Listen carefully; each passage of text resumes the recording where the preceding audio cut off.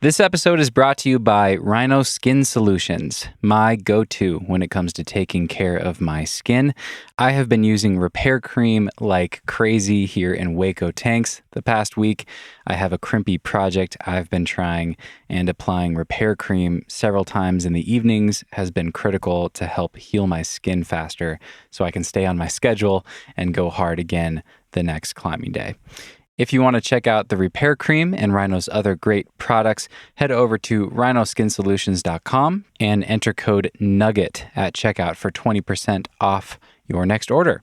That's rhinoskinsolutions.com. Use code NUGGET, all caps, at checkout for 20% off and start taking better care of your precious skin today.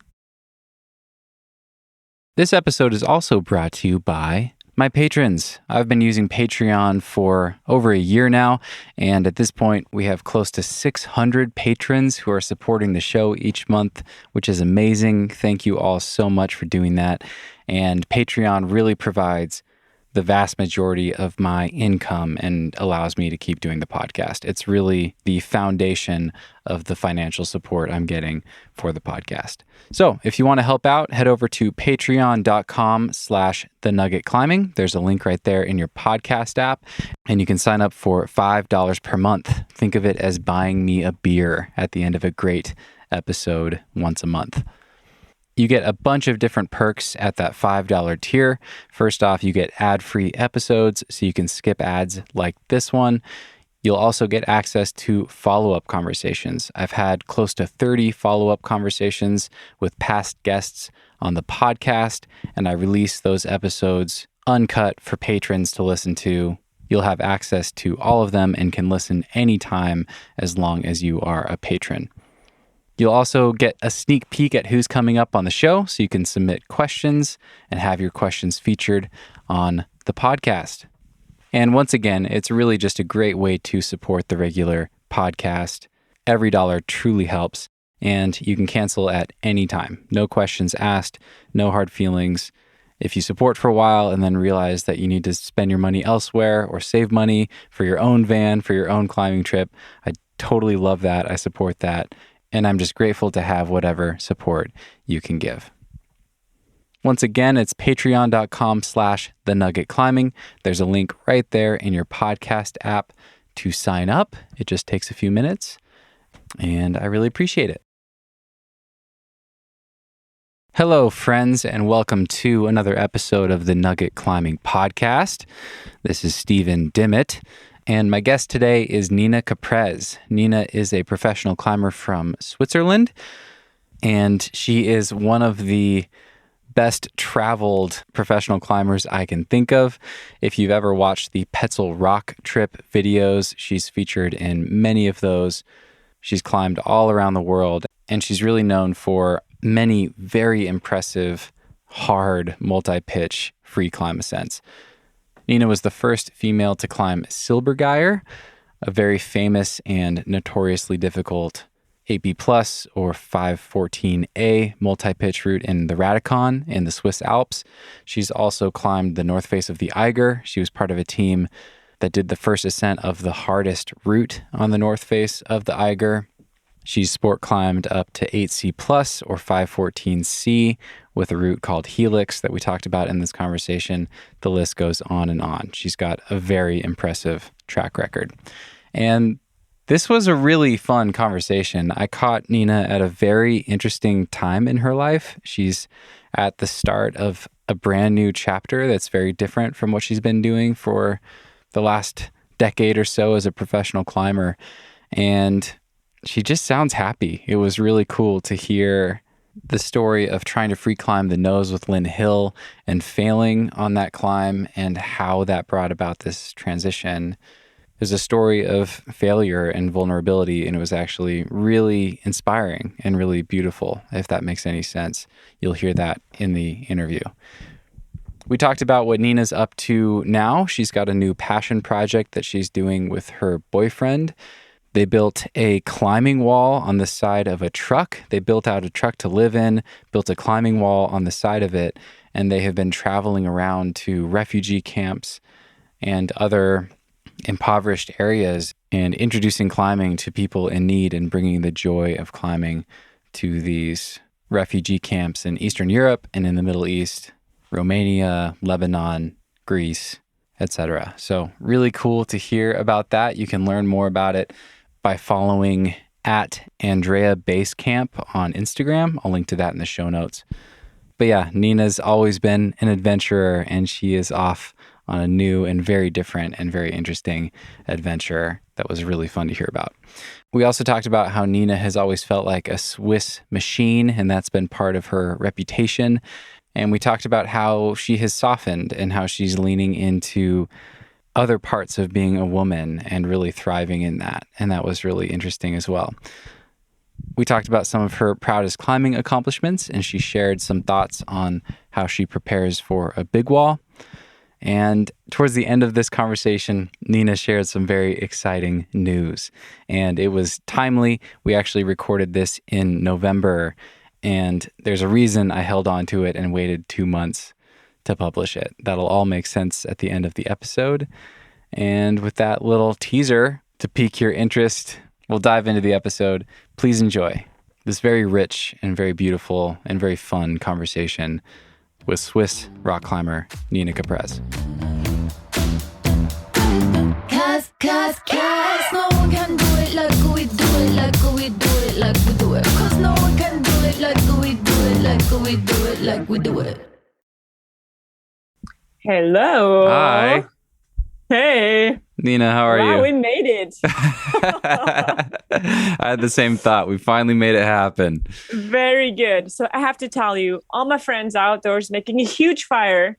Oh. And it's perfect. So I can just wait that the fire's going down, they start the barbecue and stuff. So it's perfect timing. Okay, good. I was hoping I wasn't keeping you from anything.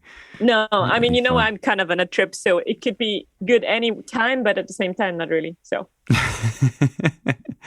Well, good. Yeah. I wanted to start with our conversations over the last couple months, and I want to ask you where you are in the world, because you, more than just about anybody, that's a very fair question to ask at any given time. And I first reached out to you back in September, so you and I are talking on November 10th, and I reached out over 2 months ago. And you told me that you had just had a great day climbing in the Radicon, which for people listening is in the Swiss Alps. I know you grew up near there, and that's a special place for you. And then you said you were about to start a 3-month trip to Eastern Europe. Mm-hmm. And then I checked in with you a month ago, and you were in Greece doing some work for Petzl. Mm-hmm. And you're just always traveling, always going new places. Every time you pop up on Instagram, it seems like you're in a different country. So where are you in the world, Nina Caprez? So now I am in Greece, in Peloponnese. It's like southern Greece, in Kyparissi. Okay. But actually, it's not true. I'm not traveling all the time. I have been traveling for more than 2 years. And so that was really exciting to plan and to finally start this like 3 months trip. And actually, it was before, to be honest. But yeah, I mean, it's actually, I missed it a lot, like being on the road. And we're here with a truck and traveling very slowly. And this is actually exactly the way I love to travel. Mm. Like it fits me so well. We spend every day outdoors, and life is very simple and very rich, though, because we have different projects. And so it makes it really rich. Mm. When you say your favorite way to travel, you mean taking your time, spending more time in each place and getting to know the places? Yep. Yep. I mean, the good thing is like with the truck, it's like a very heavy vehicle. So we don't drive. Like with it, basically, we go from point 1 to B. And then once we're at our like destination, we just set up a camp and we drive with like e-bikes, and like we hitchhike or we car share with like other people or whatever, you know. It's just really easy. And this actually really forces you to open up and to, just to connect with people and to connect with the community.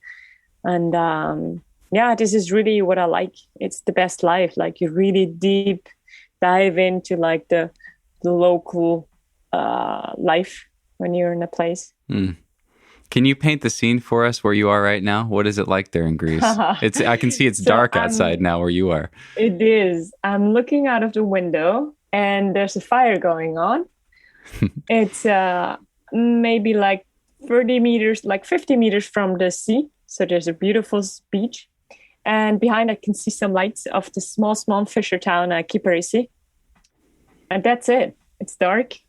And there's some music out there. And, just we're a bunch of climbers here at the spot. And we just made a fire tonight. You're sitting in your truck right now? Yes, I'm sitting in my truck. Exactly. Nice. That sounds amazing. So the last 2 years, that's been a change of pace with COVID, I assume. Yeah, I mean, it has been a changing pace, but even before that, I changed a little bit my way of traveling because I got a little bit stuck in like the performance traveling, let's say.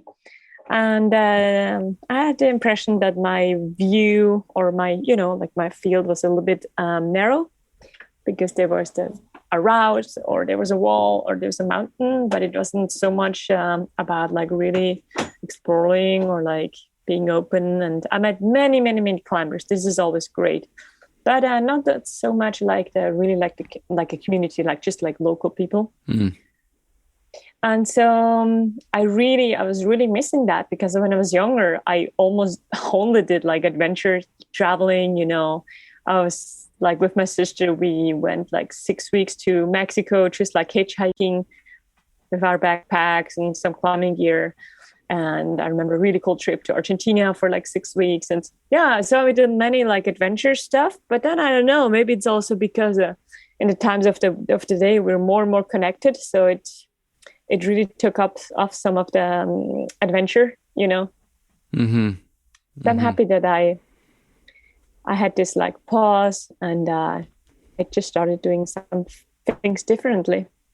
Yeah, trying to find a better balance again of adventure versus just focusing on performance. Mm-hmm. And not like faked adventuring, like everyone today on social media is like an adventurer because they're spending like one day outdoors or whatever. But it's not like, to me, the sense of adventure is really like traveling around with like a mind and heart wide open and to agree or to accept that there can be so many, unexpected things going on or things they slows you down, like really slows you down. And that you just have to be in the flow and not to force too much. And really interesting. I love that. Can you describe the climbing where you are? What are you, what kind of adventure are you having day to day in Greece? So at this spot, we arrived like 2 days ago. So today I just had my solo day, the first since months and months and months and months. And I really enjoyed it. I was just on myself, on my own, enjoying like life here, just like swimming and reading books and like chatting with like friends and stuff. The climbing here is basically like 5-star tufa climbing. So we can go there by bike. So yesterday we biked up to a cliff with my friend, and it's mostly really beautiful, this orange or gray limestone tufa walls. Really pretty, really, really pretty. Wow. And before that, it was a lot going on. So before that, we had an entire week of Andrea Project. We travel with a truck with a climbing wall on it, or basically like a boulder wall.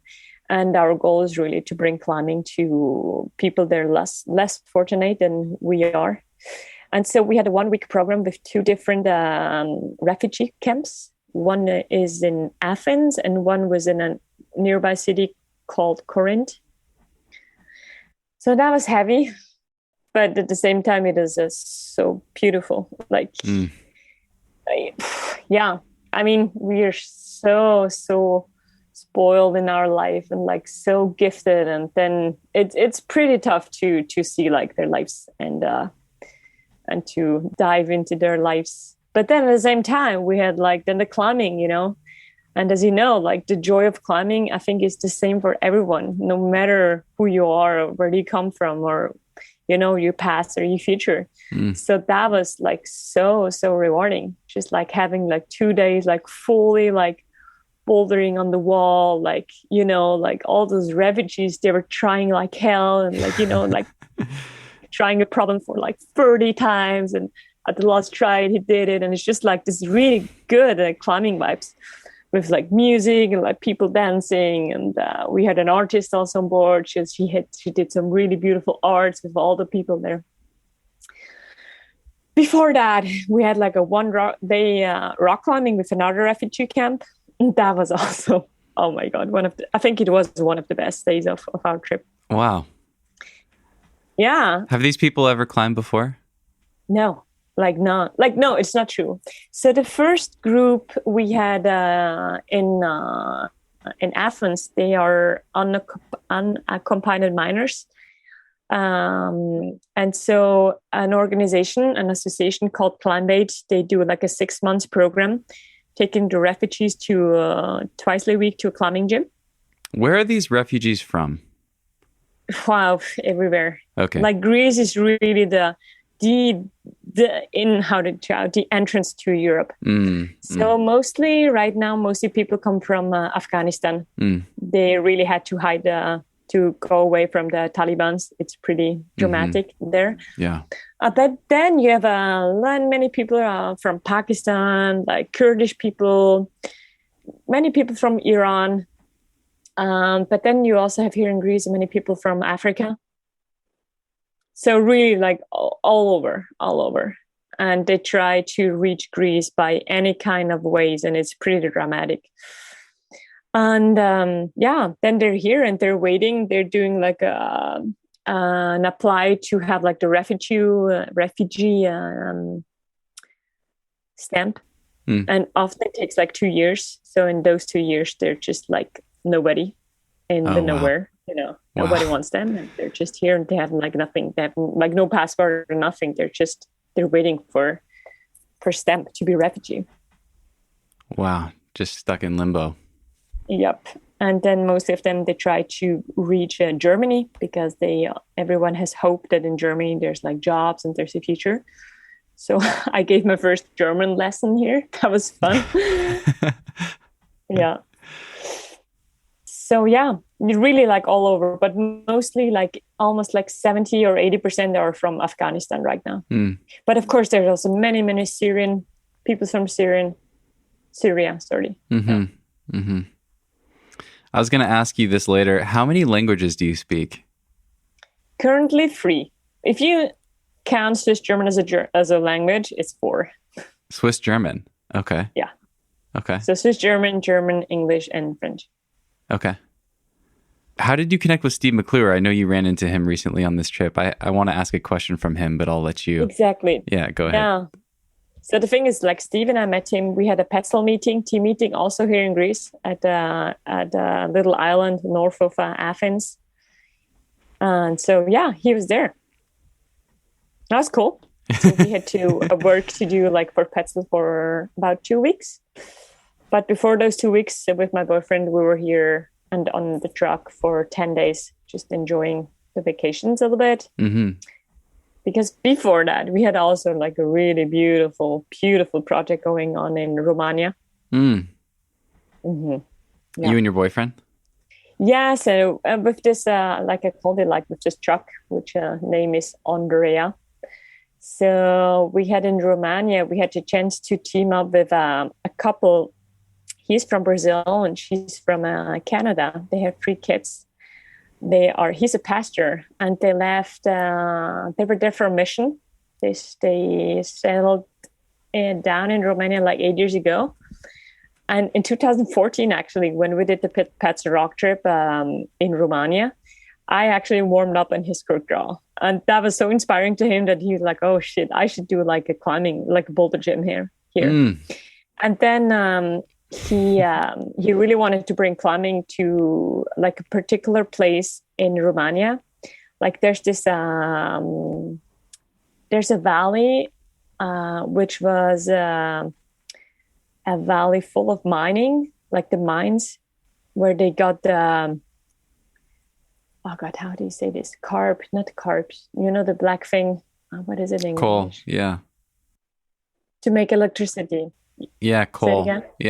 Yeah. Yeah. And then like there was the revolution and like the end of a big area of communism. And so today of like the 52 mines, that's only like 2 intact. So people there are just like, they don't do anything anymore. Like there's just like no jobs. There's like no future. It's one of the poorest valley of the entire Romania.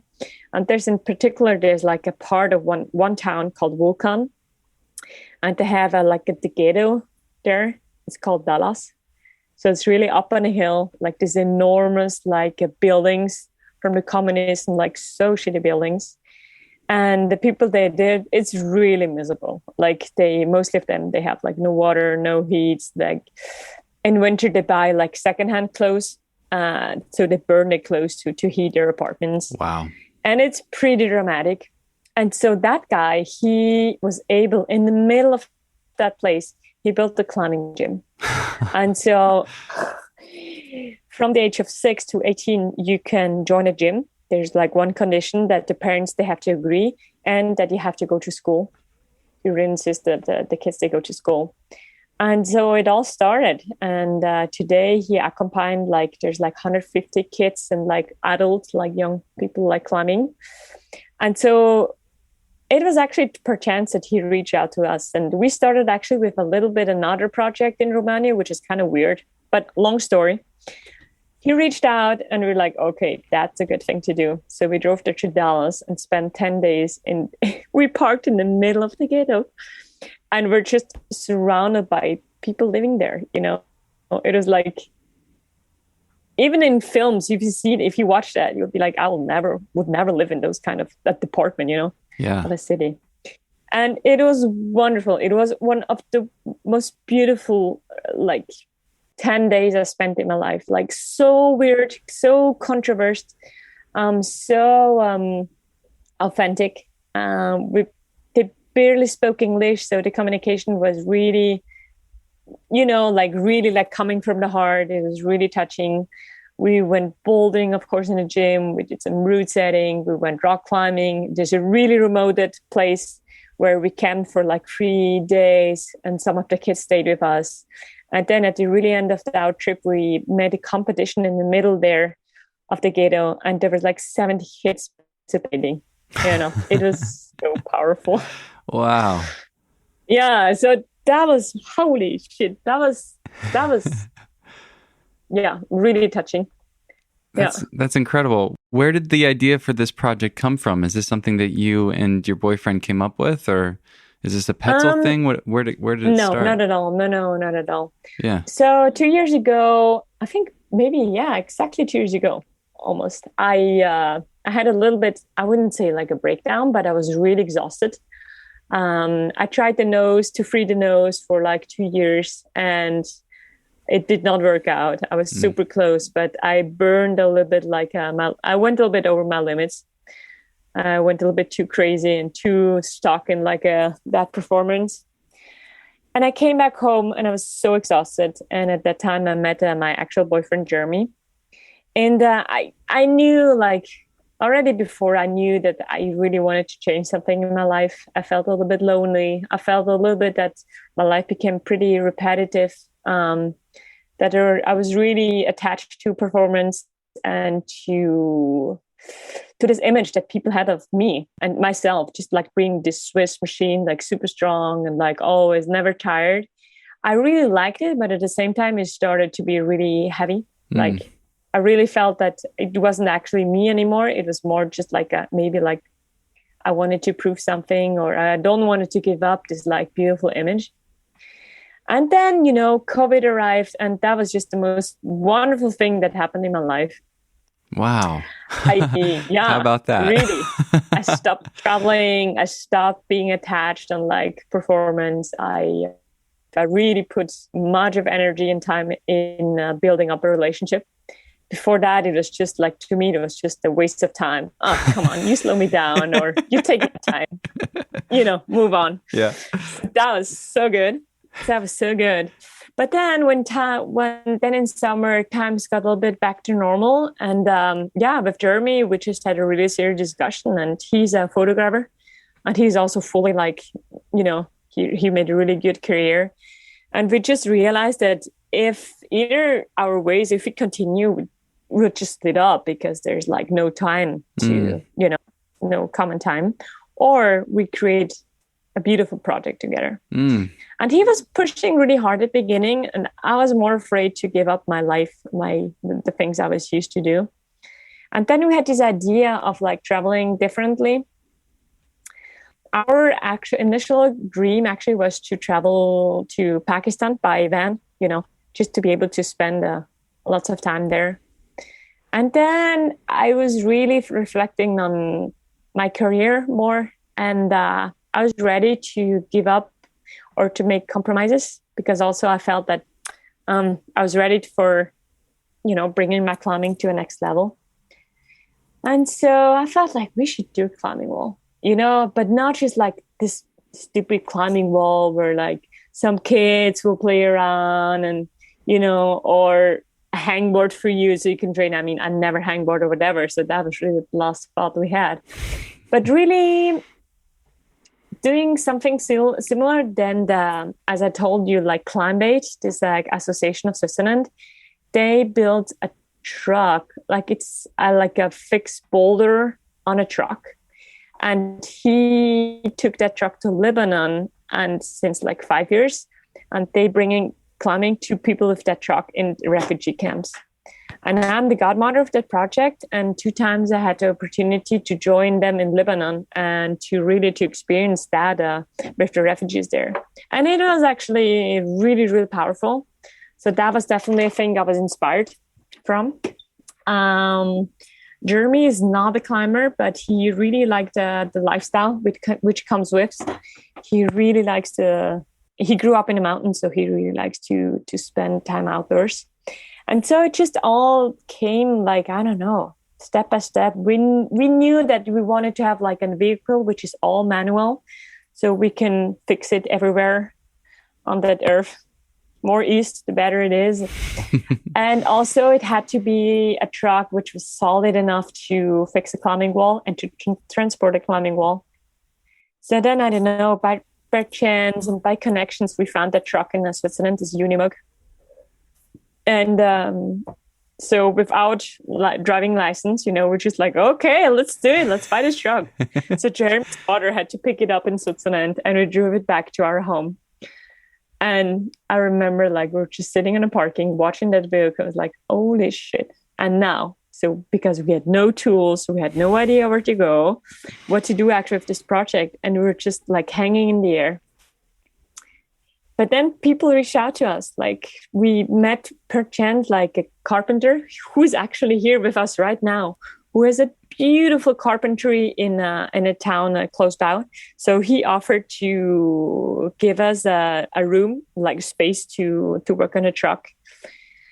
Then our ex-roommate, he is also like a wood constructor. So he offered to do all the inside, all the furniture, all the wood stuff. And then we hired a really good friend who is doing the steel work. Another good friend, he's like a retired, but he was mechanician. So he remodeled with us like the front cabin. It was full of like rust and stuff.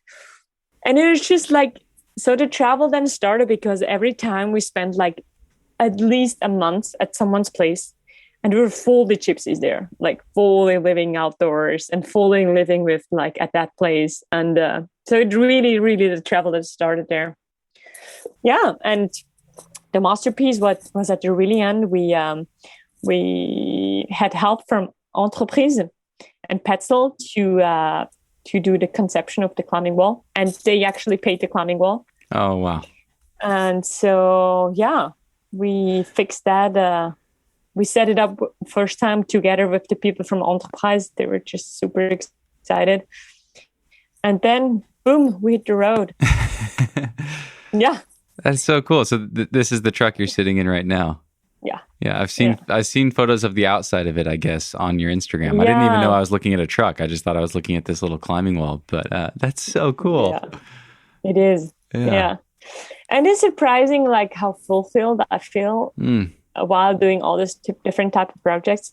Of course, it is for us really important that we have a good balance in between, like really just like rock climbing for us, you know, like easy life, and then doing like social projects which are making sense to someone or giving a sense to someone, or maybe we can just bring some happiness for like a day or two, or maybe we can really change or influence some people's lives. Like in Romania, it was really, really, the impact was really big because the structure there from Felipe and Geno is there since like 6 years. So you come and you're just a big plus, but you really, you know, bring further like a project which is already set up and which works since a couple of years.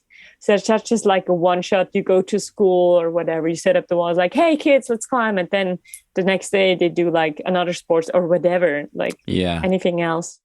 So it's really like our goal is really to team up with like a solid association, which is on spot and which has like a structure. And so we just come and add something to their project. I love that. That's amazing. It is like, it's really good. Like really, it's not that I want to sell us or so, but emotionally wise, it's really rich. It's really heavy. It's very rich to exchange with all those people coming from everywhere, and like growing up like really with no money basically, and just seeing that we live in such a bubble of like we're in such another world, you know. And I mean, we're still talking about here, it's like Romania is still Europe, you know. You're not talking about South Africa or whatever, or you know, just like somewhere which is really like kind of poor. And I think as a person, I'm really blowing up, I would say. It really fills me that I can teach or bring the values of the sports that I love so much to other people, that I can really transmit this because I'm still so passionate. So it's just not just like, yeah, now I did it, but now here you can play a bit if you want. Like I'm full in, you know. I do the route setting every time. I boulder with all the kids and like the people, and it's really, I love it. I mean, once you're passionate, I can't let it go. It's just there. It will stay forever. That's amazing. I didn't know very much about this. I'd seen a little bit on your blog and on your Instagram about this, but it's so fun to hear you piece it all together for me and hear what you've been up to. With this new passion, with this new project, how do you think about that moving forward over the long term and balancing that with climbs that you still want to do? Like, do you think you will have phases? Like, will you go back and try to do the nose at some point, or is it just all totally up in the air? How do you think about that? So we choose to do this this was our first trip to see if we actually really like it, or if we're just like, okay, now we're over it.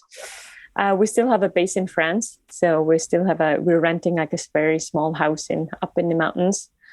The nose, I can tell you the answer is like definitely no. Not because I think that I missed something, because I think like failing on something so big that I tried so hard for a long time was to me the best thing that could happen.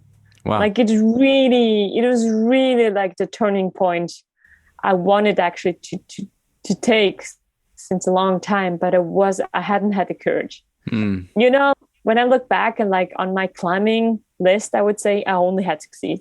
Like seriously, I never did not succeed in a route that I really wanted to succeed. It was, I let it go because sometimes I just did not like route or whatever, but it's really like my heart wasn't then so involved. And the nose is really like a big part of my life and a big dedication. It's very, very dedicated. And it is the best thing not to be able. And I mean, I was so close, like you can't even imagine like how close I was. And I mean, I had the full support of Lynn Hill. So she came 2 times, like in 2018. No, when was it? 18 and then 19. She came back to again. But I mean, like Lynn was almost 60 there then, you know. So I did the job. I mean, I climb every single pitch in the sharp end. I hold every single liter of water. I just I was just like I was like the alpha, like from A to Z. And, I hadn't had, of course, she was a fantastic, like, mentor. She was a fantastic motivator, but I mean, physically, she was not like taking off, like, Sure. or taking off some weight or so. She's really like, I had a partner, but I knew if I wanted to do it with Lynn, I had to do all the job. And that was like a big, I don't know if you ever climbed like a big wall, but it's not like that. No, a little bit of work. The hauling is a little bit of work. Yeah. But I mean, beside that, like, I was so close. I mean, I was at the one hand to like reaching the top, so it's good. It was really good. But then when I missed it, like that final go, we spent like 7 days together on the wall, and I was totally burnt out. And I knew I had, like, that morning, I knew that I couldn't stay one day more on the wall. I was so exhausted. And then I was so close. And then when I did this last try, I knew that it is over. Like, I wouldn't go further, because I fucked up a little my health for that drought. I had an infection on my feet, which is also, I think, like a mental thing that came up. I trained. I mean, I never really trained, but I really was really dedicated to performing. I climbed a lot. I was pretty psycho rigid on, like, you slow me down, no, go away. You slow me down, no, go away. I know what I have to do, like super, super intense. And I knew that was not me. Like, I couldn't do it again. So I knew that, like, I was over. I would not go back to the nose. Wow. Yeah.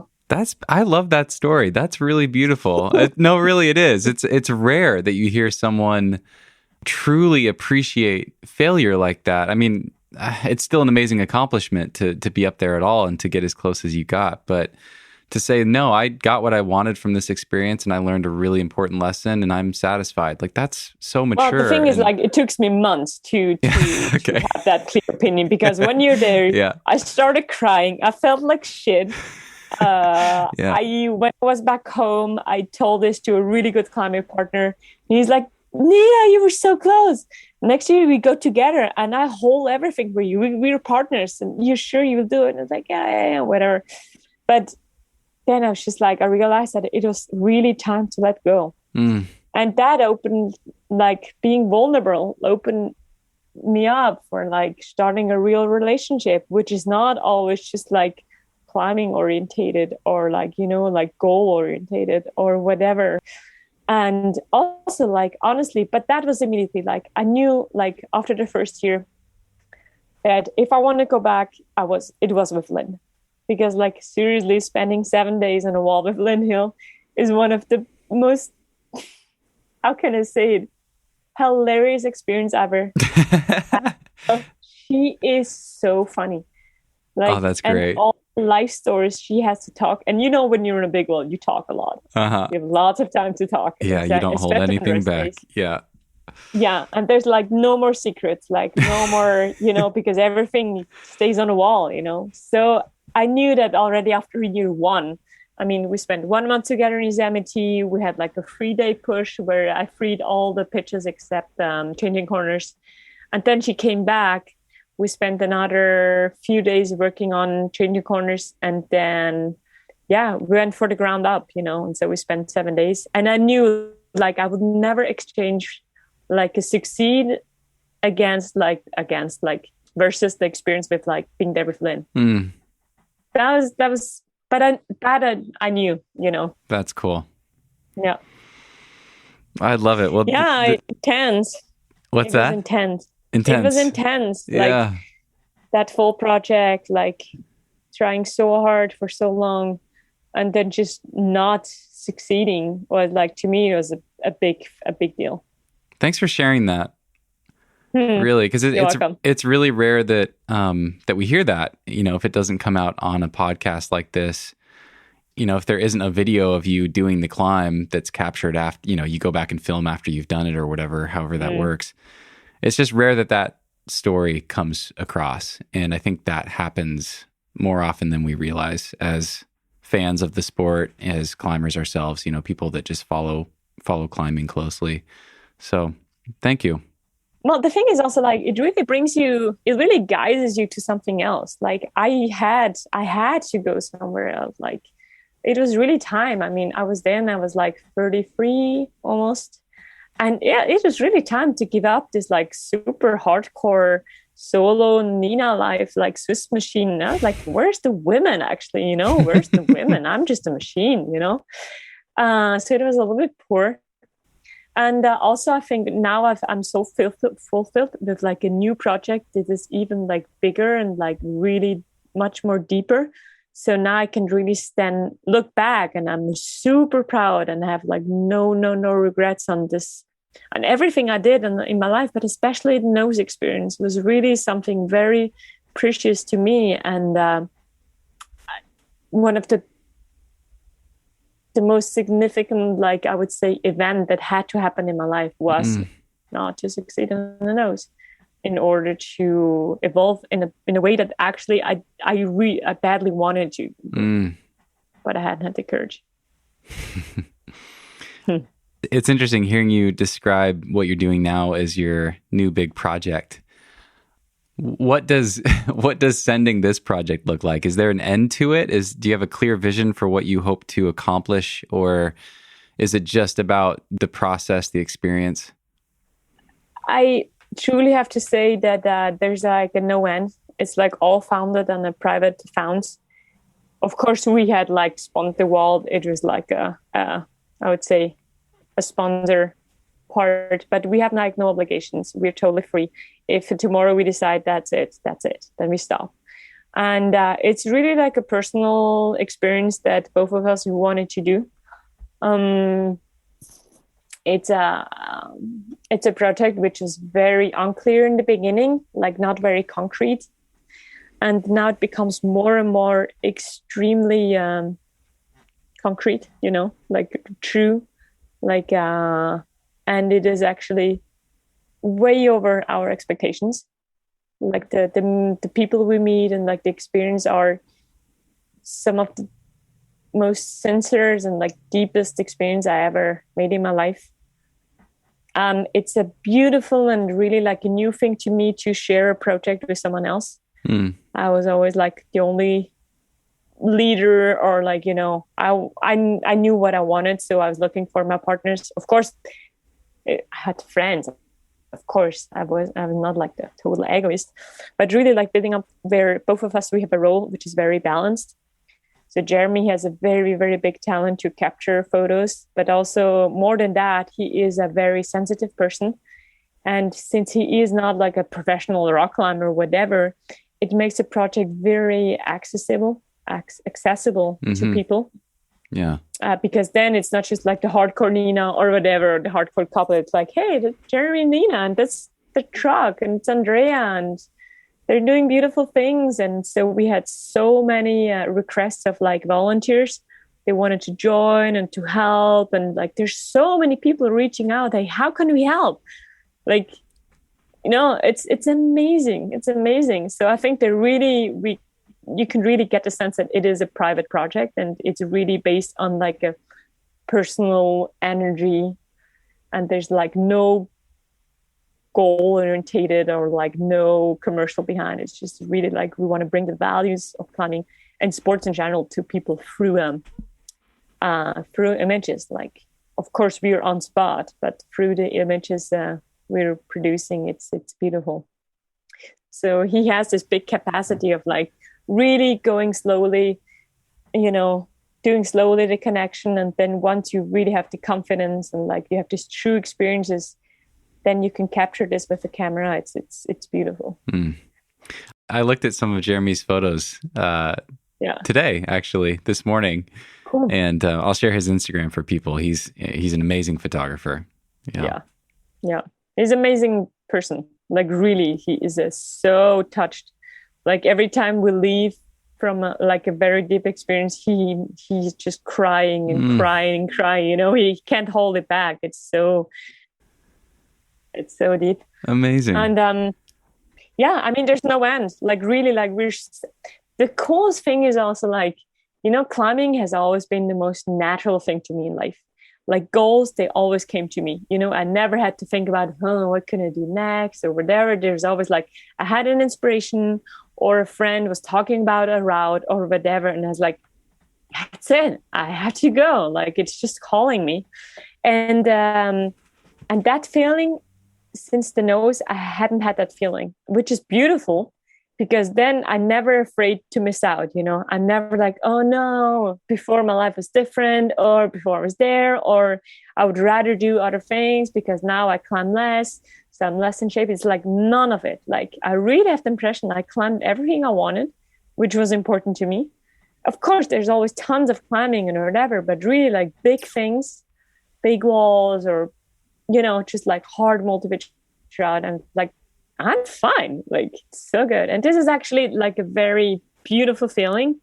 And I think it needs that feeling in order to do this kind of projects, Never like, oh my God, I feel unfit, I need to train or whatever. It's like totally fine. That's incredible. And I think that's what we're all looking for. I think that's what all of us are trying to get to in our lives. Like, we have all these big goals, but we all hope that when we actually achieve them, if we ever achieve them, that we feel that way instead of just immediately feeling like, okay, what's next? That's the thing. Yeah. That's the thing. Yeah. That's incredible to hear that. And maybe you need to fail really deeply. So then you maybe feel more satisfied. And also I think like really like it's beautiful, like, because I was really missing like the women part, in my life or in my body. Do you mean of yourself? I'm super happy, like, since I really, sorry? Of yourself, you mean? Yes. Since since 2 years, I really evolved in a beautiful way, I became way more softer, way more smart, more, and just like, I just become a woman, I'm not just like a high performance athlete anymore. I'm really a woman, I never had the period in my life, like never. And since I'm dating Jeremy, I had my periods, imagine, like, I'm a woman and never had my periods. Wow. And then he arrives and she's like, okay, now it's time. Now you can become a woman, do it. You're joking, but it's like, it's beautiful. It is. It's incredible. Yeah. That's incredible. And so, when you don't look like a full machine anymore, or you don't feel like a full machine, you're super happy with just like climbing 8 days or whatever, and you're just like, oh my God, if I don't climb, I'm not like at the high level, it's like, it's so cool. And I enjoy it so much. Like, I really love climbing. I'm really fully in when I'm around, I try really hard every time. But if I climb 8 days, it's perfect, I want to ask you, is part of that connected to food? I read an Instagram post from you yesterday. I was catching up, and I think it started with, I love food. It was a photo of you eating some fresh fruit or something. I love food. Yeah. And you just talked about how happy you were that you've stopped restricting. Yes, I assume that must have been part of it. Was that just attached to your fixation on performance and trying to send your project? The thing is that if you're a climber, you never want to gain weight. Like, that's a thing, like, most of the people think we hate it, like, we're afraid of. So, of course, you never eat too much, like, I was never, like, anorexic or whatever, like, far of that. But just always, like, this thought that, oh, shit, if I eat that cake, it's not good. You always feel guilty if you just eat normally, like a regular person, which has not to be fat, you just feel guilty. And that's it. Although I love food, I mean, it's really, and I love alcohol. That's the worst. But it's just always that guilty feeling when you when you eat a little bit too much or whatever, piece of cake or whatever, And I was honestly, like, I had a really good natural cycle in terms of like performance during the year. And that's a thing I learned over the years. And that was really naturally. So winter to me was always like low time, like Christmas, like family, like more than that. And then spring, I did many sports climbing routes. And then summer, I was always very, very, very fit. Like summer, it's the time where I'm I'm really, really good. And then autumn also, and then it really, it really shuts down. And it's also like, so when roots are calling me, to me, it's just a natural thing to be very dedicated and like step by step. Sometimes it takes like, I don't know, 6 months before you can even go to the road because it's not season or whatever. But then I know what I want to do. I know how the climbing style looks like. So I try to gain mileage on like this type of climbing. If you go on a granite wall, you try to climb and granite and tread as much as possible or whatever, And so also like my body got really in shape and naturally because I spent in summer, so much time outdoors, like in the Alps. Often we have like long approaches. So I often lost a little bit of weight, but not like dramatically, I just got fit. And then in winter was everything else. But still though, I mean, food is a big topic, right? It is, it can be very disturbing, but it can also just be like thoughts that you feel guilty. Mm-hmm. And the thing is also like the more time you spend outdoors, the less you question yourself, because your body is always outdoors. And when I'm outdoors, I just really listen to my body, what he needs. If you're more like indoors or in a city or whatever, in a daily routine, it's not just, you don't just really listen. Whatever. Outdoors is really good to me. So yeah, I have never been like an extreme, like not on food, like really not extreme, how do you say, restricting food, but just like the guiltiness that comes with. And at the other hand, I think it's very healthy as well. Because if you are an athlete and you're not able to focus in a time where you have to focus, then you can't be a winner, Mm-hmm. Mm-hmm. Because then you will always find excuses. And so when your body and your mind, says it's like, okay, like that will be the day. It's like in a month or in 6 weeks or whenever, you just put everything on your side that you have the biggest chance to succeed. And if this is like a really big quality, and if you're not able to do that, then you're fucked. Then you will be in the wall. It's like, I knew I shouldn't have done this or that or that. It's like, no, I know. That was what happened in the nose. And the nose, it has really came to extreme that 2 months before leaving, I asked a friend of mine of like, what do you think? I love food. How can I lose 2 kilos in order to perform just a little tiny bit better for the nose? And he's like, well, you should maybe not eat carbs anymore. And I was like, but you can eat anything you want, but just not carbs. And I was like, okay, that makes sense. So I can eat. So I did that and it worked dramatically. Like it worked really good actually.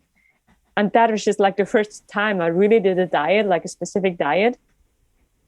And I mean, I'm not like my physics is not like super like fat or whatever. So no, it worked really well. Yeah. It seems like you did not have 2 kilos to lose just looking at you. Yeah. But then I lost it. And then I knew like that was too much. And then I had infection on my feet and I was just like, like eating like anti-pain for like that it goes over just to be able to perform in the nose, Oh man. So I really fucked up my health. I was really burned out after. It's like, fuck, when I was back home, it's like, you're such an idiot. You're such an idiot. Like, this is just a route. And now your health is like, you're really struggling. I mean, it took me like 6 months to get back to like a normal feed again. Wow. And so that was a bit too much. Yeah. I mean, there's so many people listening to this that can relate to that. I think we're all flirting with that line. We're all kind of looking for it all the time, right? Like, I want to dedicate everything to this thing that's important to me, but you can't actually dedicate everything. Everything is too much. So there's some line between dedicating a lot and too much. And it's really hard to know where that line is until you cross it. And then it becomes really clear in hindsight, right? And the thing is also like before, I never crossed that line. Like it never came to a point where it's like, doing a diet, or I was like really like specifically training for one route, because I love climbing so much that I just climbed and climbed and climbed, and the performance came. And of course I have a really good feeling on like technical slabs or so. But it was just very, very natural, you know. But then for that route, it was just different. And you know why I did it? Because I wanted to prove something to someone else. Wow. I wanted to prove Lynn that I was able to do the second female ascent. I don't want to disappoint her. And it was such an iconic route. But that really, when I come back, I was like, Nina, it's not for you. You wanted to climb that route. It's really to prove something to someone else. And this is why I did so much stupid things. For that, it was different. And that's important. Is like, Nina, stop. Like, wow. Has that guilt dissipated now? The food guilt? Yeah. That's good. Yeah. That's so good. Yeah. But it was also like very, how do you say,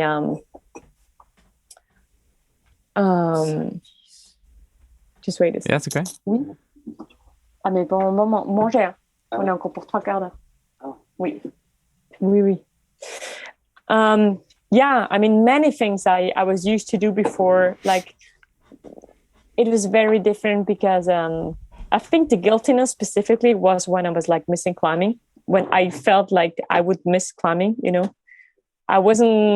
When I spent like, I had to imagine not climbing for a week. I was like, no way. Like, this is too much. I can't. Yeah. When I did not climb for a week, I felt guilty. It's like, oh shit, I have to do something. I could do something. Like, I need to go. I have to go climbing, you know? And then also like the more I felt this like inner, how do you say? Inner like voice like calling me, like, go, you have to do. I felt like, but this is just the way of like escaping something.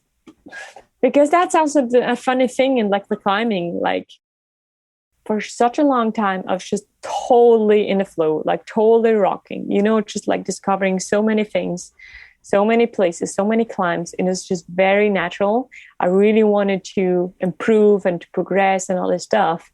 But then when you get older and older and you see around you, like every one of all your friends, they start to have kids and they start to be settled down, you know, you really feel a little bit different, but in weird things. Of course, it's nice to be dedicated to perform and to sports and all this stuff. But if you really like, then it's all about it. You really start feeling, I don't know, feeling a bit weird about it. And also I was really asking myself, why you really want to go climbing? Is it because you truly just really want to go rock climbing? Or is it because you want to escape truth and you want to escape like that actually you want to do something a little bit differently, but you don't have the courage? Wow. So it really switched from my 30s on, I would say. Yeah. Before that, you know, in your 20s, you just rock. You go and you rock. You know, you never feel guilty at all. And I think it's wonderful to dedicate your 20s to like really like performing and like rocking all around. But then when you're 30 and like nothing changed too much in your life except gaining so much experience in one discipline, I don't know. It started to be a little bit weird to me. And now I feel really like relaxed about it. It's like I don't feel guilty at all, like at all. When I see like, and you can also really observe it. Like before, maybe I was sometimes a little bit jealous when like other people climbed, you know, it's like, oh, I also wanna, or they did some performance, they did some beautiful routes, and I was like, oh shit, I actually also want to do it. And now I really don't care. Like, it's not that there's like no emotion. Like there's no sense of like jealousy or happiness for them or whatever. It's just like, I'm very almost like cold about it. But if I know my friends, they call me, they have a problem or whatever, there's something going on, like a real problem. It's like, oh yeah, I really feel pain for you, I really feel bad for you, or I really feel compassion, you know? So it really, really changed. And last year was a lot going on. Yeah. Not a small change, but in a really good way. That's why I told you I became very smoother and like soft and soft, and it's good. I really needed it. That's amazing. This is incredible. It's incredible to hear all this. And it's interesting. I mean, it makes sense because one of the things I wanted to ask you about, and in fact, I'll actually just read Steve's question, even though we've been talking about it without you realizing it for the last 20 minutes. I don't even know if the question's worth asking now, but I'll just ask it. Yeah. So Steve wrote me, we were emailing back and forth, and he was kind enough to connect the two of us. And he wrote me and he said, I'd say Nina is one of the most inspiring female climbers ever. She is like Lynn Hill, a true climber. She lives and breathes it. She is amazing at all styles. Her motivations are what I'm impressed by.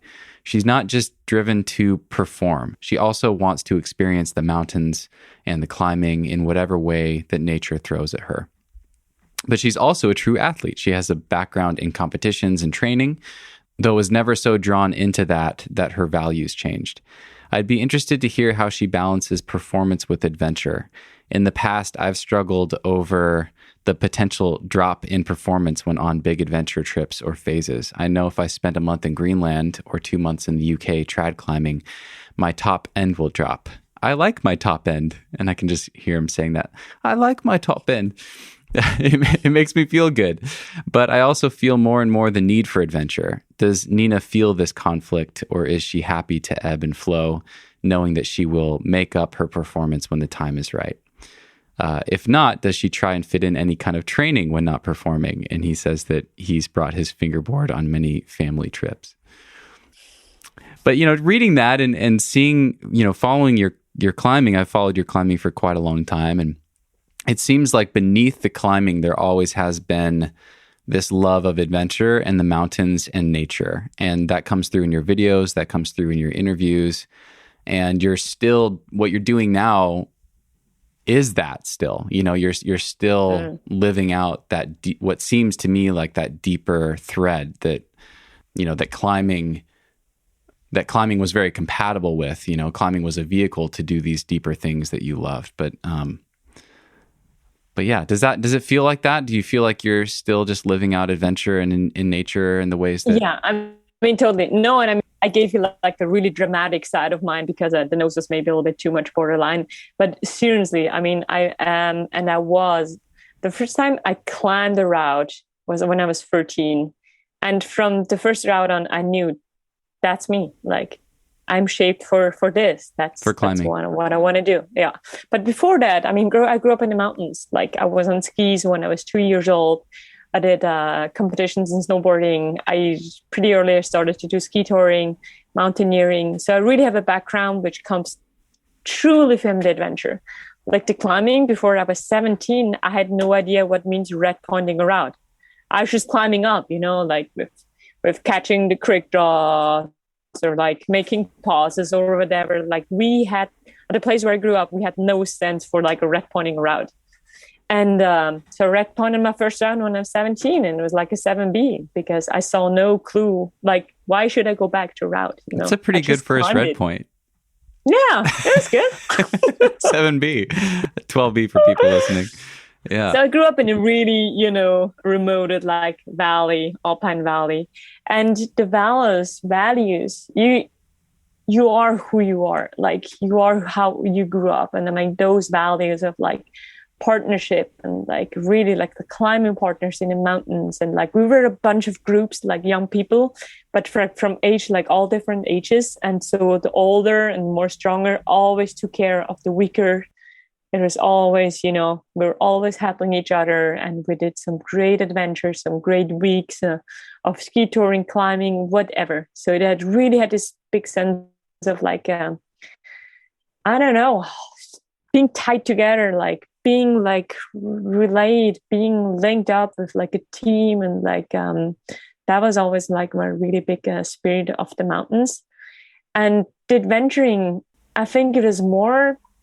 Adventuring to me is more like being curious and really seeing what the world has to offer.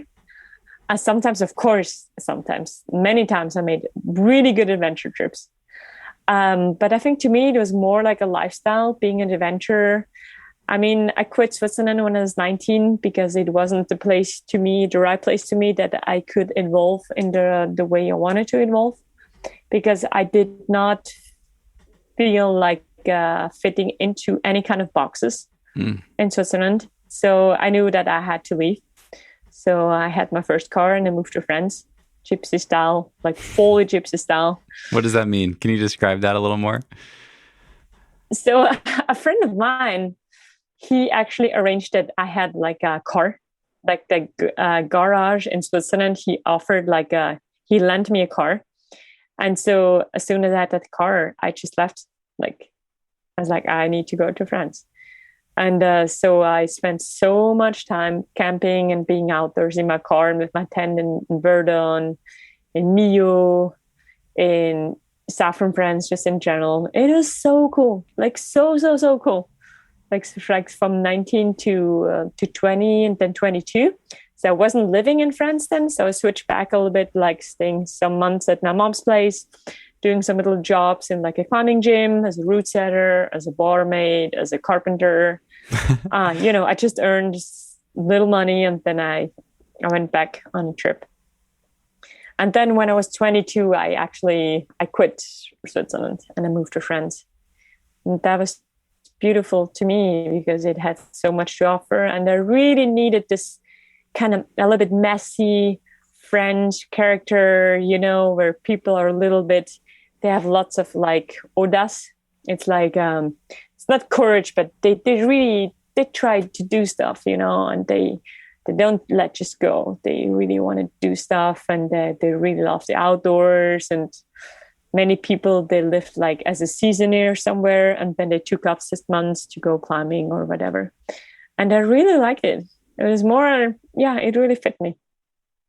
And I think it's more like the adventures then that was always like a big part of my life. A very big part. Just to be, when someone had like offered something, it was like just Jason, hey, would you go there? It's like, hey, let's do it. Let's go. And so we did. Yeah. That's cool. I actually, you first came on my radar for the very first time from that film, the Arterix film, Viva la Vie. And it was you and Jonathan Siegrist climbing in the Verdun. In 2013, I think. And I was like, who's this chick that's keeping up with J-Star? Because I still am a huge Jonathan Siegrist fan. But yeah, you guys were just wrapping in and climbing out, these really famous, amazing multi-pitch sport climbs and flashing and on-sighting 513s. And I was just like, who is this? Yeah. The Swiss machine. But you also you seemed so... I remember from that film, the light in your eyes when you talked about the Verdun, and I've seen that in other films of you too. Like, you really do seem to fall in love with the place. And sometimes when I go on trips, I'm sure people can relate to this. I get so fixated on what I want to do there, or how my progress is going on the thing that I decide to try. It can really, if you're not careful, it can really kind of overshadow or color the entire experience I think in a negative way, in a way that takes away from really being present there and enjoying the unique experience, the culture, the people, whatever. And I wanted to ask you, I can't think of too many people that I've talked to on the podcast that are as widely traveled as you. There's a few, but you're definitely in the top few that have really traveled all around the world and climbed all over the world. I'd love to hear, what are some of the places that really stand out in your heart that you've just totally fallen in love with or remained in love with over all these years? Like a Verdun, like it's definitely top of the list because it is so big and it's so beautiful that you can't have a specific goal before being there. And it's just it's pretty rude, actually. It's what? Pretty wild, rude, like it's pretty wild. It's pretty epic. And you can really feel the presence of nature there. It's really strong. It's very intimidating, like very, very, very beautiful. That was definitely that was a place where I really felt in love with friends, and like I wanna be there. Another trip that really marked my life was a trip to Kyrgyzstan, an expedition at the time with David Lama and 2 other Swiss friends. We made a really, really good trip there. I would say Argentina. I was my first French trip, I was, traveling there for 6 weeks with like 10 French guys. Was this to Tuzgol? Is that how you Tutzgle, yeah. say it again? Tutzgle. Yeah, Tutzgle. Yeah. Tutzgle. Yeah. Okay. Yeah. That was really, it was so fantastic. Like, it was so, like, being in the desert there and just, like, developing this new climbing boulder area was so good. The traveling there was really good. Yeah, in general, I really like to go to South America, although I haven't been there for a long time. And then my trips to the east in general, like Lebanon, is very, very good as well. I mean, I think I really like the Muslim culture, and I think the more east you go, and it's like somehow like starting from Turkey or so, gosh, the people are so beautiful, like so beautiful. I really admire like how they speak. I really love hearing Arabics. I really like that. Yeah, just like the Eastern influence, like the songs and all the colors and the smells. I really like it. Yeah. I think I don't know, what can I say? Every single trip, I would say, had something that I could learn of, or maybe going back to Yosemite like a couple of times, like for a couple of years, was maybe the last adventure. Because the cultures, I don't want to criticize, but the culture is not so exotic or not so exciting to me.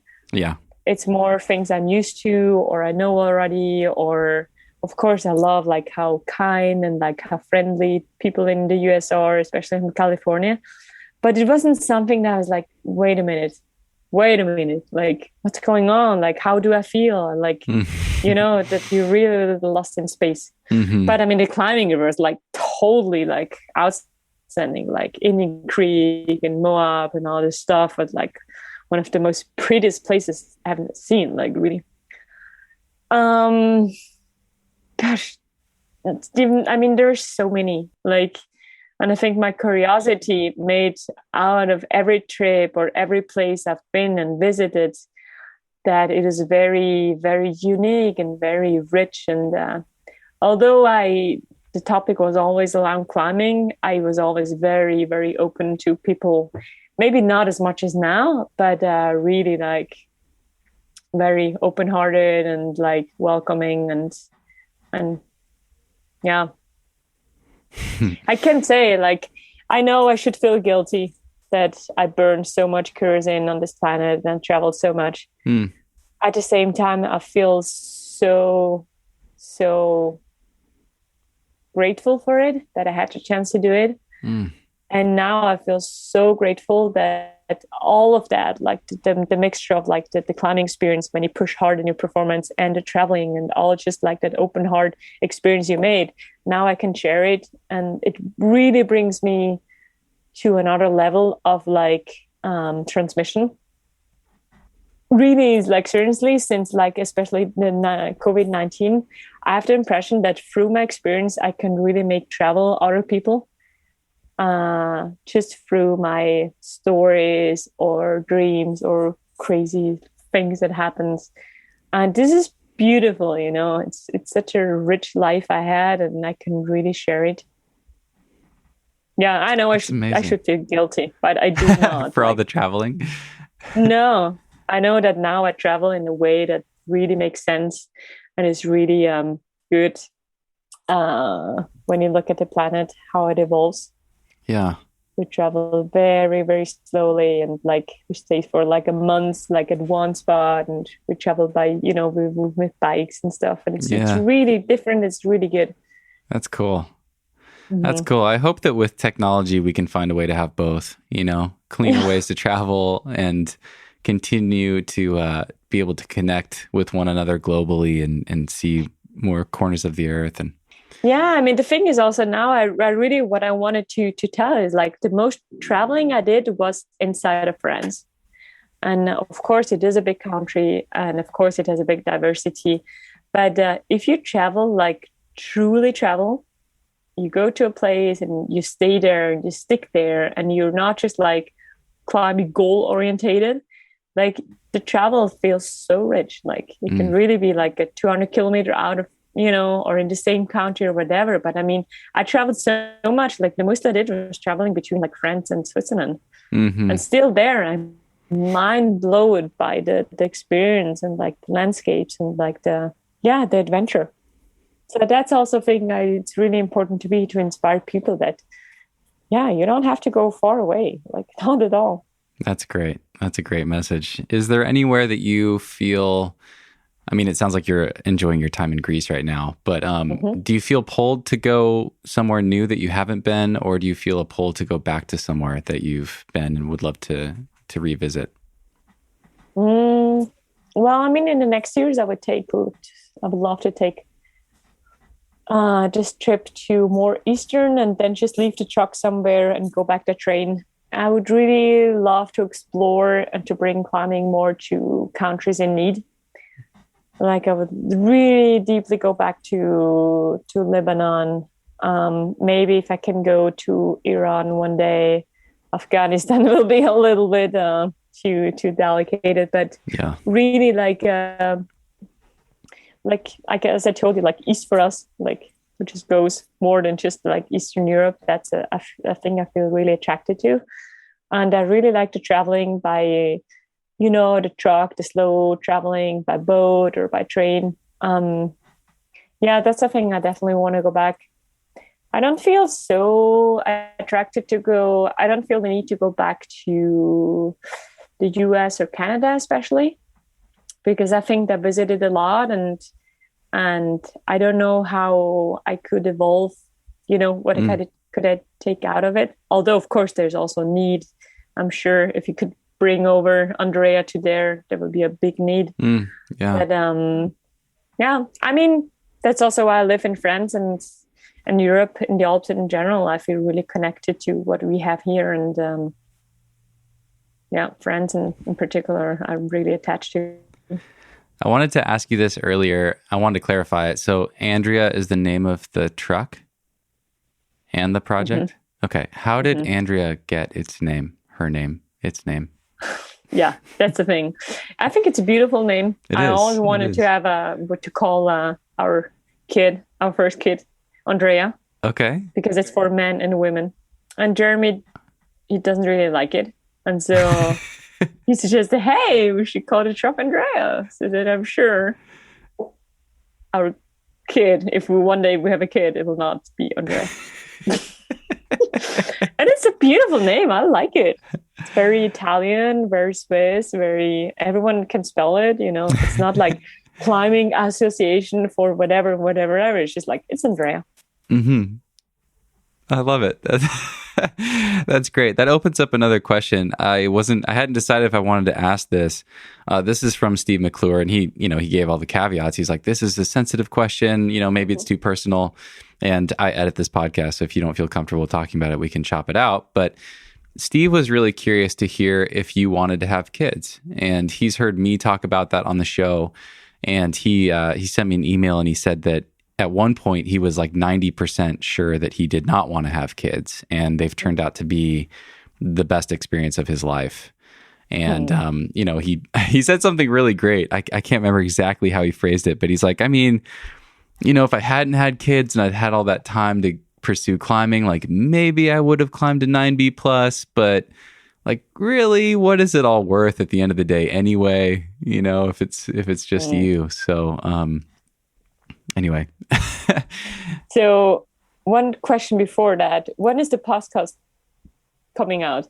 I don't know exactly yet. I was thinking about doing a quick turn and putting it out like this coming Monday, but I can wait. It could come out like 3 weeks from now. Because I then have like two answers. So one answer, if it comes out on Monday, is like, yeah, of course. And if it comes out in like 3 weeks, I will tell you, yes, I'm pregnant. But it's like 7, 8 weeks. So I will not spread out the word now. Yeah. Congratulations. Yeah, so the question's, Thank you. That's amazing. Oh my gosh. It is. That's amazing. I'm so glad I asked it. Yeah. And I will make sure that I put this out accordingly. I'll wait. Yeah. No, of course. It has always been a wish of mine to have kids.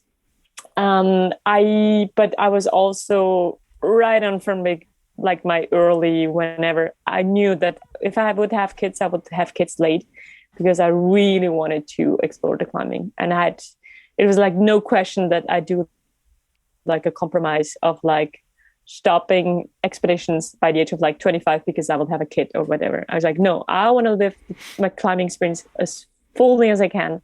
So I would have no regrets. And then I will be like the most nicest mom in the world. And this is actually what happens now. As I told you, like I have nothing on my list. I would say like I absolutely have and want to climb that, you know. And I think also a kid will be just such a big plus in my life in general. It will be such a big plus for our project. You know, if you travel here and you have a baby on board, and it's just so totally, you know, adapting to your lifestyle and the travel, it will be amazing. So yeah, it's on the way. Oh my gosh. I have to read this short paragraph from Steve. He wrote, this is the end of his email. He wrote, anyway, I think Nina would make a really good mom. She has all the right stuff. She's clever, caring, adventurous, and also a good balance between going for it in life, but allowing others to go for it and making the way for them. So. Oh, so pretty. Yeah. It's really surprising that he is writing all the stuff because we don't know each other so well. Oh, really? Yeah. Oh, that's great. Okay. Yeah. Yeah. I mean, I did ask him. I asked him if he had any questions for you or anything. And yeah. But that's amazing. Great. That's amazing. Congratulations again. You mentioned it a couple times, and I want to ask you a little bit more about your climbing. It's so cool to hear that you're in a place where you can look back at your accomplishments and your experiences in climbing and say, like, truly say, I feel satisfied. And I would love to hear, when you stop and think about your climbing and your accomplishments, what are the ones that really stand out to you? Well, the nose, because after all, it is a big accomplishment, like one of the biggest, I would say. My first really big one was when I freed around the silver gyre in the Ratigan, because it was truly the first route I just climbed for myself. Because before that, you know, you're young, you're stupid, and you always want to prove something to somebody, and you're kind of a bastard and all this stuff, you know. But that was truly a route I climbed for myself. And that was then just the door open to like, oh, this is how it feels when you really do a thing for yourself. And then it was just like that every single time. Not, of course, doesn't have the same deepness, but still. One of the most beautiful adventure or like experience was when I opened a route in Chamonix together with Arnaud Petit. We opened a route on the Grand Capucin, like a 12-page, beautiful like crack line, like up to 70 plus. That was like the best thing. We spent like 4 days on the mountains, just the two of us, to open that route. That was so good. Wow. And then also when I climbed the first time at the north face of the Eiger, that was actually not such a long time ago. You know, the Eiger is a very iconic route mountain for the Swiss. And I never had the courage to go there and to climb something. And the first climb I did on that wall was La Vida Silvar. It's a route opened by Stefan Sigrist and Willy Stick. And it's like a 30, how many pitches? 36 pitches, like wow, up to 70. And I did like the first female, like 1 day ascent of like the route. And it is so cool. We climbed for 22 hours. Wow. With my partners. That was a long day. That's a big day. Yeah. When you say you didn't have the courage, was that like the aura around the Eiger, wanting to make sure you could prove yourself? Yeah, I just never found like the right moment. I did not feel ready to go, like, because I started doing more alpine stuff like from maybe 2016 on. climbing more in Chamonix and like more in like mountain conditions. And I don't know, it just never felt like the right timing, that I had to force it too much to find someone or to go or whatever. Mm-hmm.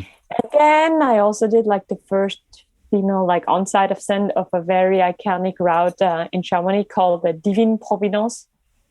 It's like a route that finishes on top of Mont Blanc, of course. So it's like a 3-day tour you can do. Wow. And there's like a head wall. It's like a 900-meter granite wall in the middle of the mountains with a kind of heavy approach, like a head wall with difficulties up to 70 plus, and then a big mixed climbing, ice climbing exit, and then topping out on Mont Blanc. That was definitely one of the biggest of achievements. Especially we're running out of water, like gas, and then of course water and food for like the last, I don't know, how many hours? 13 hours? And that was really when your brain really starts to, I don't know. I'll take your word for it. Yeah. All of a sudden you're in a survival mode and your body is a machine.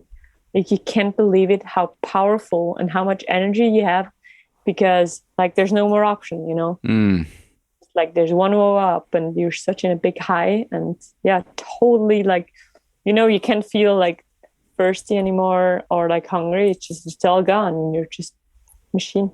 So good. That was so good. I mean, in general, like doing routes in the mountains or in a mountain environment was always very, very, it marked me a lot, much more than doing like maybe like a sport multi-pitch route, which is always very pleasant to climb and I love it. But it is in the mountains that it always had this feeling of a little bit more serious, more deep, more connected to nature, more rough, also like more hardcore. Yeah. And then I opened it together with like Sean Villanueva and Roger Shelley. We opened it together a route Anti-Eiger North Face, and then the year after I freed it. That was also really good. Yeah. Sick. Oh man, I haven't heard about many of these. This is amazing. Yeah. I got a logistical question for you about big walls, and this is a patron question from Randall. He wanted to know, what is your process for big walls? Do you wrap in from the top? Do you try to go ground up? How do you get ready for such an experience? Are you just sport climbing a lot to try to build that kind of all day fitness, general conditioning? And then he writes, P.S. You are a legend. Well, I have a very strong ethic. So to me, a route starts on the ground, it goes up to the top. Like I couldn't imagine like wrapping in a route. I don't know, I've never been, and just like wrapping in, like this would take off. But this is really like a personal thing. It really would take off the experience, because I really love to struggle or to be in this unknown and you don't know exactly where it goes and how it works and all this stuff. Once I know the route, I mean, the business often is like you go and you check out a route. If it's like a multi-pitch, you like the route, you go back and then you play some static rope so you can jump up, you can check out the hard routes. And once you're ready, you take off the ropes and you just go for a ground up. The big wall in the nose was a little bit different. So I did like my first experience with my ex-boyfriend, I don't know, 2016, I would say, where we just went for the nose classic, 3-day ground up, aiding through the hard pitches, whatever. And then when I was back there with Lynn, we also did the ground up. And then for changing corners, we wrapped in from the top to check out those pitches. But I mean, yeah, that is, to me, it made sense. In general, to gain fitness, I mean, I always had a big quality, or my strong point has always been like being very endurance. My weakness point was I am not very explosive. I'm not very, but I can stay on for a long time. I recover really well on the wall. And I think the biggest advantage I have is like, I don't feel fear. So it really takes off, like none of my energy goes off because I feel fear. Wow. Is that So I can something really focus. is that something you worked on, or is that just a No, superpower? Okay. no, it's just like a superpower. I Yeah. think it really is related to the place I grew up and where I started climbing is the Ratican. And the Ratican has really long runouts, and I did some really bad falls. Just like just like falling on slabs. Just like going on slabs and all this stuff. And every time I survived, I was like, okay, that's okay. And then after a while, when you take so many falls, you really learn how to fall. Yeah. Yeah. You really know how to turn your body, or if it's on a slab, you immediately run down or something like that. So it's a thing. I love it. And I don't feel afraid, but I have a really good feeling like in the mountains where I really know, like in the Ratican is like there's many places you're not allowed to fall. And instead of panicking, I just keep very calm. Like I'm super focused. So I'm never really stressed about that. And it never takes off like some energy for climbing. This is also why in sport climbing, big wall climbing, I always have the same level. Like my maximum level is the same in a big wall or in a multi-pitch than in the sport climbing. And I think since I did so much caving in my life, I have a very, very good know-how about all the rope logistics and all the different crazy like constellation you can do with ropes and hauling. And so much caving in your life? Is that what you said? Yes. Okay. Yes, caving. Yeah. Because there you spend your days and days and days on ropes and like jimmering and hauling or whatever you want to do. So I feel it's really easy to me to do like all the rope management, and it's not a thing that takes off energy. So when I'm on the wall, I can just really focus, and the more time I spend on the wall, the better I feel. I mean, at the end of the day, I'm not happy to top out. I want to spend time on the wall, because I feel so uncomfortable. I have my little belay seat, or you can take a portaledge and set up a portaledge. So I really love like feeling like at home, like in a vertical wall. And I think that's the key, actually, if you want to become strong and like in multi-pitch or in big wall, it's not reduced to like your climbing strength or like your physical strength. It's really like all the things around. Like if you struggle with your tagline being stuck all the time, you're at the end of the day, it's like, fuck it. Like, this is too complicated. Yeah. Or if you don't know, if it takes you every time 2 hours to set up a portaledge, you're like, fuck it. Or I don't know, like if you can't be relaxed because you're always so afraid to fall and lift the heights, then you can't climb, So I think that's the key actually to succeed. It's not very specific training, like, climbing a lot in a day or whatever. It's really more like dealing with all the things that goes with. Yeah, that makes perfect sense. What about when you were, I mean, I know you have a background with competitions and you had at least a chapter in your life when you climbed more indoors and did some more structured indoor training. What would you do to try to level up for harder outdoor climbs? Helix comes to mind, this 8C plus that you did, this 2 for line.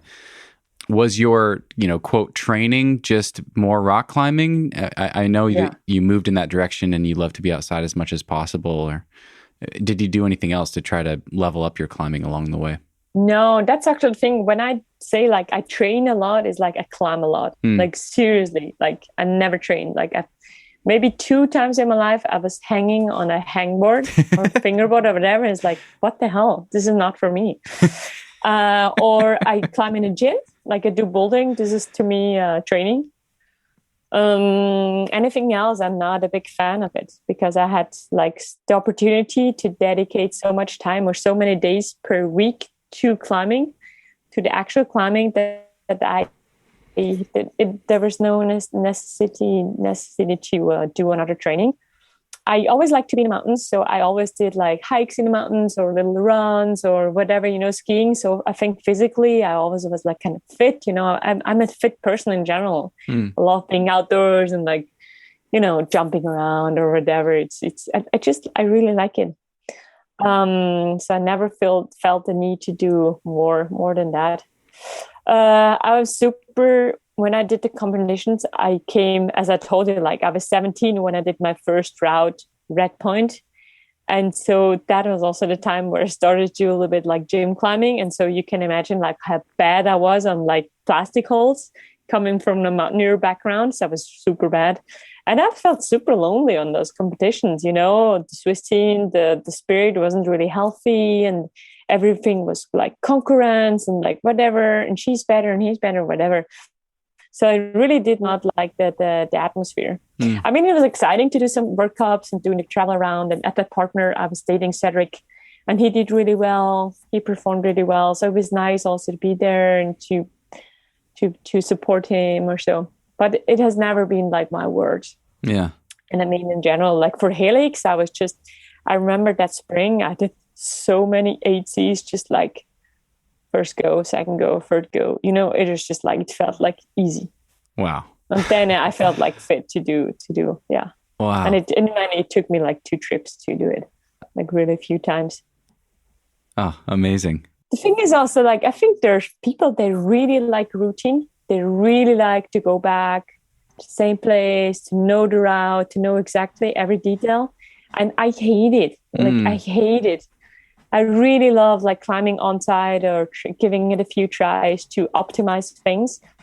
But I hate waiting for good conditions. It feels boring to me to go back and go back and go back. This is also why I never pushed like further, like my sport climbing level, or I was just losing interest. I mean, I tried 2 times to climb a 9A, but I was just losing interest because it was too repetitive. I was like, oh, fuck it.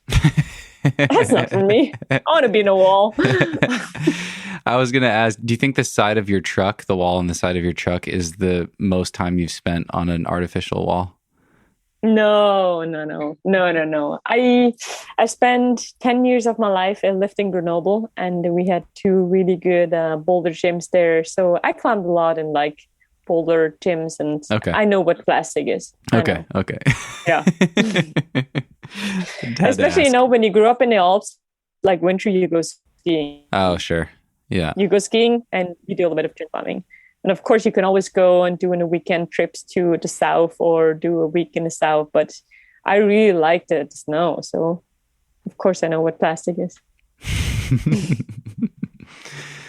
Nina, this has been amazing. Thank you. Yeah, so fun to get to know you a bit. And just thanks for sharing everything. It's so refreshing and I guess inspiring to just hear about this chapter of your life and this recent transition, and just to hear how you've softened. I'm excited for you. Yeah, congratulations again on the child in the oven, the bun in the oven, as it were. Don't talk about it, okay? It's too early. It's too early. Okay. I'll wait. You have to wait at least like 1 more month. Okay. If not, you have to choose answer B. And what was it, answer A? 1 more month. Okay. Yeah. Fair enough. We keep it as a secret right now. Yeah. Okay. But yeah, I think... Thank you, Steve. That's fun. You have a fire to get to, and... I have. I need to go climbing. Music playing. All right. Yeah. Amazing. Thank you so much. And let me know once it's online. And of course. If you have some additional questions or so, just feel free to ask. Okay. All right. Ciao. Ciao. Bye.